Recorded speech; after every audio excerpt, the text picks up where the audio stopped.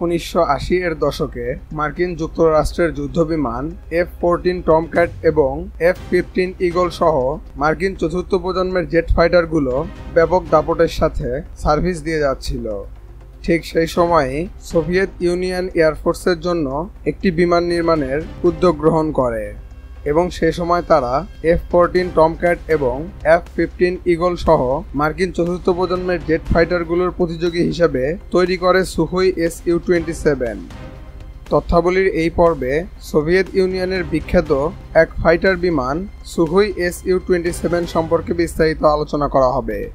ভিডিওটি শুরু করার আগে বলে রাখি, আপনি যদি আমাদের চ্যানেলে নতুন হয়ে থাকেন তবে চ্যানেলটি সাবস্ক্রাইব করুন এবং ভিডিওটি ভালো লাগলে একটি লাইক দিতে ভুলবেন না। সুখোই Su-27 ন্যাটো এই বিমানগুলোকে ফ্লাঙ্কার নামে ডেকে থাকে। এটি সোভিয়েত ইউনিয়নের বিখ্যাত বিমান নির্মাতা প্রতিষ্ঠান সুখোই এর তৈরি 2 ইঞ্জিন বিশিষ্ট সুপারসনিক এবং সুপার ম্যানুভারেবল ফাইটার এয়ারক্রাফট। এটিকে মূলত মার্কিন যুদ্ধবিমান F-14 টমক্যাট এবং F-15 ঈগল সহ মার্কিন চতুর্থ প্রজন্মের জেট ফাইটারগুলোর প্রতিদ্বন্দ্বী হিসেবে তৈরি করেছিল সোভিয়েত ইউনিয়ন। পাশাপাশি মাল্টিরোল কম্ব্যাট ফাইটার হওয়ায় 1980 এর দশকের আশেপাশে সোভিয়েত এয়ারফোর্স আমেরিকান বোমারু বিমান যেমন B-1B ল্যান্সার, বোয়িং B-22G এবং H স্ট্র্যাটোফোর্ট্রেসের মতো বিমানগুলো থেকে প্রতিরক্ষা, সোভিয়েত উপকূলকে মার্কিন বিমানবাহী রণতরীর হাত থেকে রক্ষা এবং এর সাথে সোভিয়েত বিমানবাহিনীর ভারী বোমারু বিমান যেমন তুপোলেভ Tu-95 এবং তুপোলেভ Tu-22M এর মতো বিমানগুলোর স্কোয়াড্রনের সাথেও প্রতিরক্ষার মিশনে ব্যবহার হয়েছে। Su-27 এয়ার সুপিরিয়রিটি মিশনেও ব্যাপক পারদর্শী ছিল।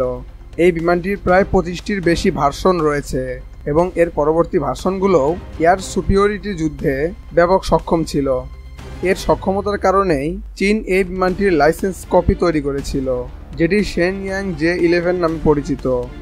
Su-27 এর স্পেসিফিকেশনের কথায় আসলে বলা যায় এটি চালাতে একজন পাইলটের প্রয়োজন হয়, অর্থাৎ বিমানটি সিঙ্গেল সিটের ফাইটার বিমান। বিমানটির length 21.9 metre, wing span 14.7 metre, height 5.92 metre. খালি অবস্থায় এই বিমানটির ওজন প্রায় 16,380 কেজি এবং ম্যাক্স টেক অফ ওয়েট প্রায় 33,000 কেজি।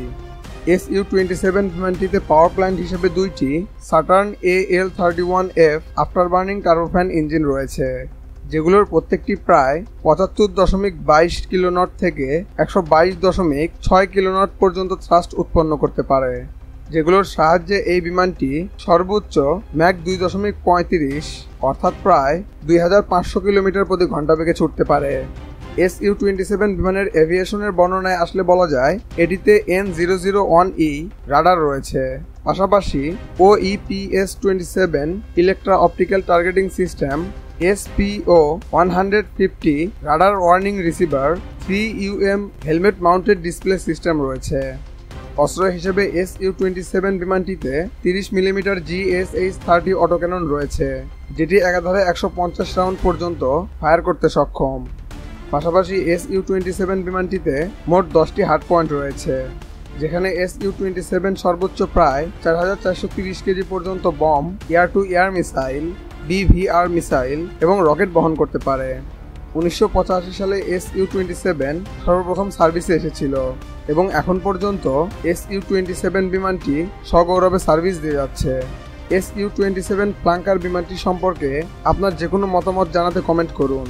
ভিডিওটি ভালো লাগলে লাইক এবং সাবস্ক্রাইব করতে ভুলবেন না।